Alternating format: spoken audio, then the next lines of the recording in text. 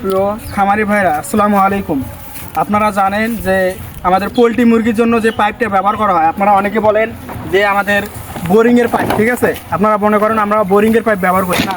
আমরা তো যে পাইপটা ব্যবহার করি এটা হচ্ছে এক ধরনের বিট পাইপ। দেখেন এটার মধ্যে একটা বিট আছে, যে আমরা জাতা দিলে এটা কিন্তু ফাইটে যাবো, ঠিক আছে। একটু পিছিয়ে দাও, দেখাই তোমারে। এটা হচ্ছে এমন এমন একটা পাইপ, আমরা যদি জাতা দেই আপনারা দেখাই আমরা ভিডিওতে। এদিকে আসো, যে একটু দূর থেকে নাও, দূর থেকে একটু ভিডিও নাও। যে এটার যে একটা বিট আছে, এখানে এটার যে একটা বিট আছে, এটা যদি আমরা যদি চাপা দিই, ঠিক আছে, এটা কিন্তু চাপ দিলে এটা কিন্তু ফাইটে যাবো, ঠিক আছে। আমি আপনারা দেখাই,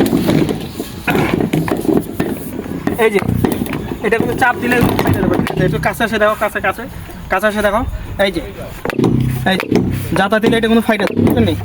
আমরা যেটা যে পাইপ ব্যবহার করি এটা হচ্ছে লেয়ার পোলট্রি মুরগির কথা বলে এই পাইপ কিন্তু পাওয়া যাবে। দেখ, আর যেটা পানির সঙ্গে যেটা ব্যবহার করি, যেটা আপনারা চেনেন না, পানির ক্যাপ, যেটা আপনাদের দেখাই। এই যে সে পানির ক্যাপ, এটা হচ্ছে সাদা, হলুদ বা নীল সবই দেখা যায়। এই যে এটার মধ্যে পাইপ এভাবে ফিটিং হবে, সেটা হচ্ছে এই যে এটা এই ধরনের, এখানে পানি ঢালা যাবে এবং এর সাথে একটা ক্যাপ আছে, কালো ক্যাপ, যেটা হচ্ছে পানি এটা ছিদ্রটা আটকে দেয়, সেটা হচ্ছে আরেকটা। আপনারা দেখাই। আর এটা হচ্ছে পানির সাইড ক্যাপ, ঠিক আছে। এটা হচ্ছে পানির সাইড ক্যাপ, এটা হচ্ছে সামন ক্যাপ।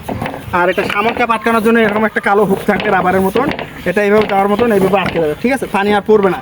আবার যখন ময়লাটা পাইপ যখন পরিষ্কার করবেন তখন এটা খুলে দিবেন, পানি আপনার যে কোনো কাপড় দিয়ে বা ফর্ম দিয়ে টান দিলে পানিটা অটোমেটিক আসে এখান থেকে পড়ে যাবে। তখন আবার আপনি আবার নতুন করে পানি দিবেন, এইটা ছিদ্রটা লাগাই দিলে আপনার পানিটা সুরক্ষিত থাকবে বা আটকে যাবে আর পড়বে না। এটা হচ্ছে সিস্টেম, এই পাইপের সিস্টেম, ঠিক আছে। ধন্যবাদ।